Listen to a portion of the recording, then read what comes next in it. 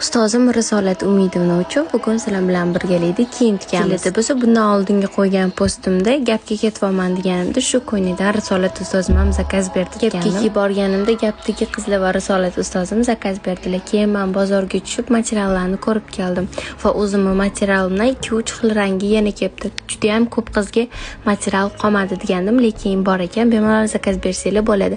Keyin men ularning razmerlariga modellab tikishni boshladim. Kiyimni tikayotgan bichayotgan paytim juda ham katta qo'rquv bo'ldi, chunki ularga yoqadimi, yoqmaydi, meni chokim yoqadimi, meni ko'ynagim ustimda yoqqan bilan ularga yoqadimi deb rosa ham qo'rqdim, lekin ishoninglar, videoni oxirida o'tib sizlar ham bemalol har xil narsalar zakaz bersanglar bo'ladi. Menga obuna bo'lishni unutmang. Hali ustozimga juda ham ko'p kiyimlarni tikamiz. Kiyib ko'rib, primerkasiz bittada hamma joyi o'xshab chiqibdi deb menga yana 18 ta kiyim zakaz qildilar. Qanaqa chiqqan izohlarda o'z fikringizni yozib qoldiringlar. Men uchun juda ham muhim.